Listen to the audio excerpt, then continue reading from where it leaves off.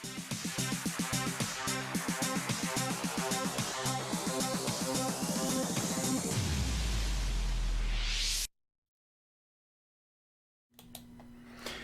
right, welcome everybody to the HDI Local Chapters live stream show. It's been a while, I know. It's been 2 months.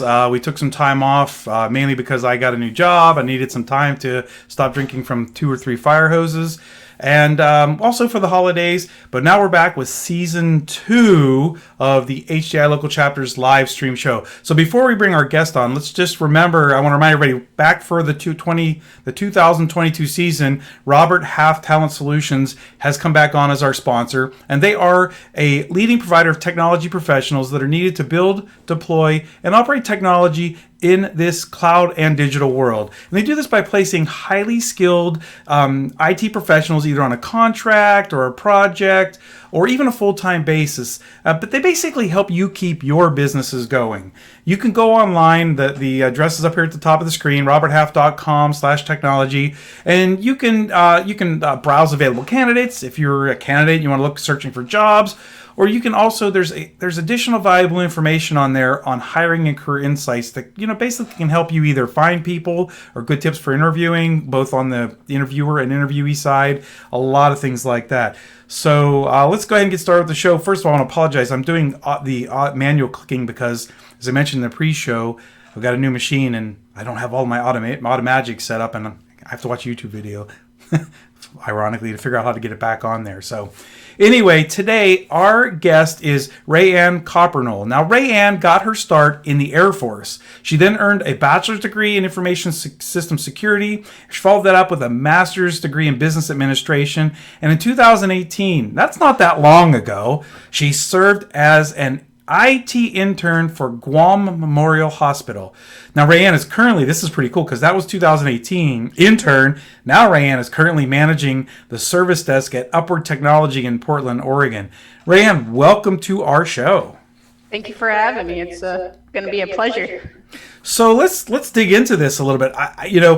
We mentioned it right before we started the show. The point of the show is to help people, whether they're in high school or college, or maybe they're a service desk technician, figure out how to advance their career or even get into technology. Now, I just read your intro for your bio. Like 2018, you were an intern. This is only 2022, which we haven't even gotten to 22. So in less than 3 years, you're 18, 19, 20, maybe 3+ years, you're already a manager for service desk. So first, let's talk about IT intern. I hear you have an interesting story about how you got into IT. Let's start with that. Yeah.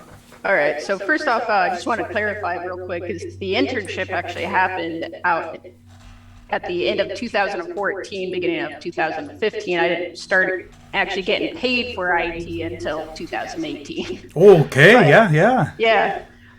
But basically, so I was a stay-at-home mom for about 7 years, and facing a kid going to school for finally, and then having a bunch of free time and actually being able to figure out what I wanted to be when I grew up. And that was the big question of the day. What do you want to be when you grow up? And I was 25 facing that question, as many of us are. Right. But my brother-in-law at the time, he was in IT for about 8 years, and he suggested going into IT and getting my degree in cybersecurity. So it's like, all right, I can sit at the computer for 8 hours a day, come home, sit at the computer for another 8 hours, and be perfectly fine. Let's do this. I don't know what this entails, but sure, let's do it. So yeah, I got my bachelor's degree while I was taking care of the kid, all online, thank goodness, because we were at Guam in the middle at that time. For those who don't know where Guam is, it's a little tiny island in the middle of nowhere in the Pacific Ocean. It's about a 4-hour flight south from Japan. But a little dot in the water, right? Yeah. Yeah, exactly. So anyway, fast forward to the internship. Sorry, it's kind of a long story, but towards the end of my bachelor's degree, as everyone knows, you need experience on your resume. All I had was a bachelor's degree. So how do I get IT experience on my resume? Well, I remembered once upon a time, my sister, she volunteered to be a candy striper for a hospital. My wife did that. My wife did that, actually. Yes. So I was like, you know what? Let's see if I can volunteer to work for the IT department at the hospital. I found a form that was like, sign up for volunteer work. And then it said, what department do you want to volunteer for? So I put information technology. I want to work for your guys' department. I'd be curious to see how many people would actually have picked IT. That is awesome. Yeah, exactly. You got to find like these really remote, obscure places to find this information. But sometimes you just got to shoot in the dark and Yeah. hope for the best. Yeah. No, I mean, but I was But thinking like at a hospital, you could be like a candy striper, which is a common job. I found, I didn't know about that, but my wife was. But or in the medical field. But to walk in and go, yeah, I want to volunteer as a tech person. That's awesome. I would have yeah, never thought of that. yep. So I worked for them 5 days a week, 3 hours a day. And my kid, she went to preschool about 4 hours a day. So it worked out really, really well. But yeah, did a bunch of random miscellaneous tasks. Like the first day, they had me review the HIPAA policy for the IT department. That was about 28 pages. It was boring work, Oh. but it was a great Did time. did you get to do anything cool and learn? I mean, like learn technology there while you were there Oh as an yeah, intern? yep. So they went through a process of swapping departments, and so I got to set up a bunch of computers. I got to wander the halls and help troubleshoot a few things, a few computer problems. One of the big ones was just pulling out the RAM, putting it back in. They also had deployed about 50 different hospital versions of iPads, so that way they could actually keep them sanitized and all that. So I configured all of those, got them deployed, got educated everyone how to use them, and all that fun stuff. So Wow, lots, that's yeah, pretty impressive. So now I know my wife worked in the medical field and at hospitals and nursing homes and mm-hmm. such, and so you know I don't want to call those folks technophobes, but they're not exactly like jumping in line to try new tech toys like some of us Yep, IT technologists, right? So oh to be yeah, able to do that as an intern in Guam, like that is awesome. I mean, that is great, you know. yep, And so then jump forward, you got that experience, right, and then moved on from yep. there. Oh yeah. So they wanted to hire me on full time, and I was all for it. But we were a couple of months out before my husband had to PCS, and we had to move. So we found ourselves in Delaware. Tried to find a job there, but Ah, yeah. honestly, they saw us military spouse and were like, "No thanks, we'll pass." You'll be gone in 2 years or 3 years, right? Exactly. Yeah, yeah. For those of So, you that are joining later, like Rae-Ann and her husband were in the Air Force, right? I get that right, the yep, Air Force. Yeah. So being that a former military brat, I know you move around a lot, and so yep, I can imagine that's your it's maybe not be the most. And it's funny now, Ray, and you talk about that, but a lot of times I'm actually job. I'll say I'm not seeking a job, but interview. I'm hiring for jobs where I'm at, and it's funny how some people look at a resume and they go, "Oh, he job hops," and I don't know about that. And I'm like, well, that depends. Either A, that's okay because they'll come in, share their knowledge, move on, and we can keep bringing people in, or maybe they haven't found the right place yet, right? yep. So let's talk about that. One of the other passions I hear that you're interested in is mentoring. So tell me a little bit about what mentoring means to you. Why is it important? Well, for me, it's just we're all being faced with this reality of resumes, resumes, resumes. And you have to have your experience on the resume. But I don't know about you, but I didn't have anyone show me how to write a resume or even knew what a resume was until my early 20s. I didn't have any experience to put on it. And even if you have experience, how do you word it? How do Right, you actually right. put it on there? Like, there's so much information. Resume is so simple, but nobody's talking about it. So the mentoring isn't just about, it's a lot about just getting everyone the experience that they need to get them in the spot that they want to be in. Yeah, Rae-Ann, I got to put a plug in for HDI local chapters, HDI in Yeah. general, and HDI local chapters. You mentioned on the pre-show about networking because that's one of the big things for you, and I agree. Like the what we're trying to do for folks is reach out to our network and find out the people that aren't in the network, like in the technology network, and bring them into the fold and help them. I remember when I got into the field in general, it wasn't IT, it was in accounting, but my business school wrote the resume for me and sent it to the company. I didn't, like you said, I didn't even write a resume. I didn't even and now that I look back, I still have my very first resume that I wrote.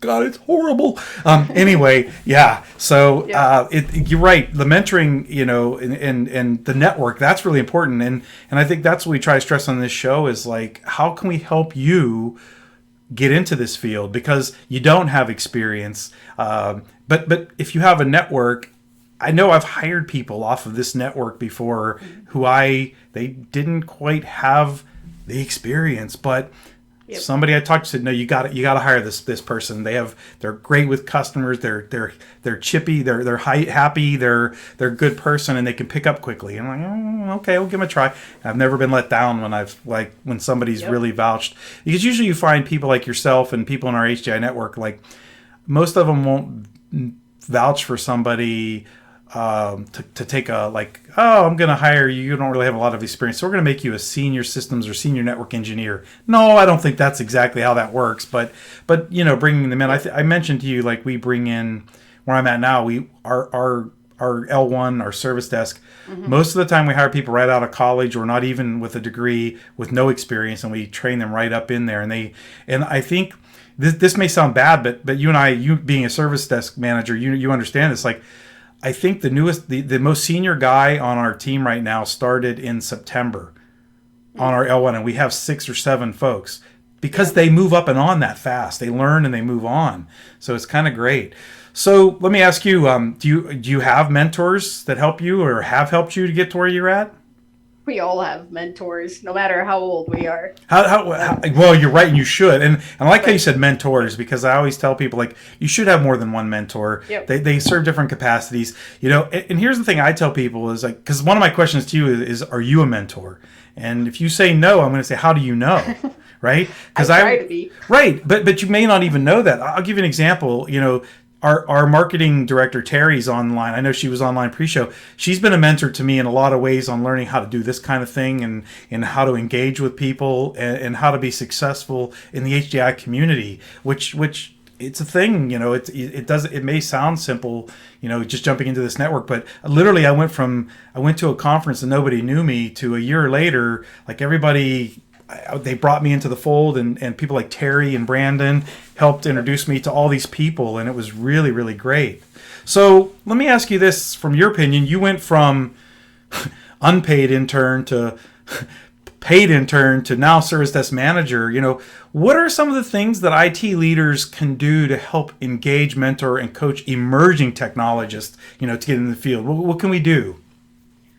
So I would say just focus on your followers, understand where they're wanting to take the career, and just always find those small little opportunities within the role to kind of push them forward. It's like I have this one technician who's striving to be a cybersecurity manager. So whenever there is leadership opportunities or even cybersecurity opportunities arise within the service desk, I just toss it to him, because that's just going to be able to boost up his resume, and it'll be able to eventually find himself where he wants to be. So it's just a matter of understanding your people and just helping them get those random opportunities to continually grow within themselves. I like I said, I think I shared with you before the show, like I just recently took over a position and it's funny because, Rae-Ann, I've been L1, L2 almost all my IT career, and I just accepted a position I'm managing, scary as hell, I'm managing network and systems engineering people. Like, I've never done their job before. I know what it is,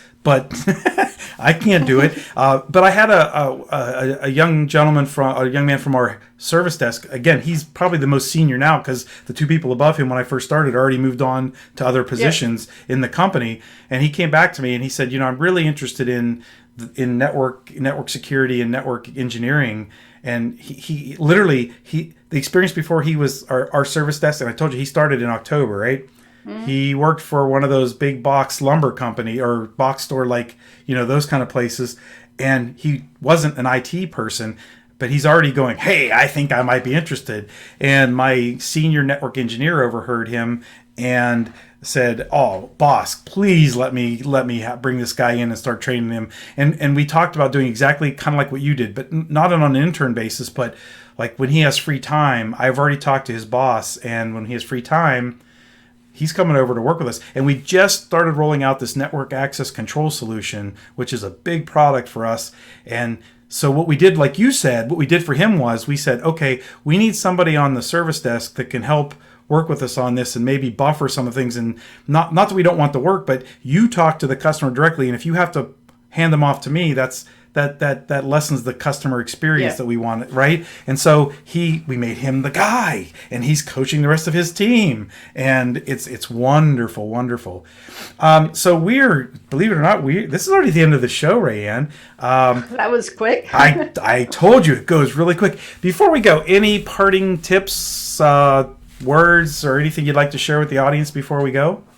Don't get your degree. Just get your A+ cert, and then you'll find yourself go on, in right? IT very easily. So. Yeah. We actually, if you go back to watch some of our shows, we've talked about that in the past. There's different thoughts about that. And you're right. You could, especially depending on, I know we talked, like, community college is great if you want to get a base degree, especially in business or IT. But if you can't afford to go to college to get that bachelor's, that master's, don't. Like you said, go to some certifications. There's some great organizations we've had on the show before, like CompTIA and different places like that. Get your certs and join like HDI or an organization like that and get your networking. Get in there and start networking with folks, right? We have local chapters all over the country. We have a virtual chapter to get to know people, and you can just grow yourself within our network and really get into technology, right? Yep. Absolutely. It's a never-ending career field. It's awesome. Yeah, it's never going away. Well, at least not in our lifetime, right? Not going away. Exactly. All right, well, that brings us to the end of the show. I'd like to thank our guests. I'd also like to, it's the beginning of the year. I'd like to thank our executive producer, Amy, our marketing director, Terry, our guest, Rae-Ann. Thank you for being on the show. Hopefully I can bring her in as a, production specialist on our show. And remember, this is live on Twitch. We do this every Wednesday night. It's at 4 p.m. Pacific, 7 p.m. Eastern. We do load this up on YouTube, usually a day or two after, if I can get to that, or at least talk my new production specialist into getting that for me. And if you'd like to be on our show, be a sponsor of our show, my email address is at the bottom of the screen, tomwilkhdi@gmail.com. Give me a shout. If there's a topic you want us to talk about or bring on, any suggestions, let us know. We'd be happy to do that. All right, well, thank you, and we'll see everybody next week. And I can't remember if I fixed the end screen, so I think next week we have a returning guest. I think it's Heather Beck, so we'll see if I got this right, because this will be the ending shot, and Heather's going to come back. And by the way, Rae-Ann, Heather's got a really cool story. She was a court reporter before she got into IT. Oh, nice. Crazy. Yeah, awesome. Heather's she's awesome. She's actually she's up in Seattle, Washington. I think that's okay. I think she's in Seattle. I think I got that right. Yep, she's in the Seattle chapter. So wonderful officer up there. So we'll see you all next week. Have fun, Rae-Ann. Again, thank you, and I want to see you at a conference soon for HDI. Absolutely, I'll be there. All right, thanks.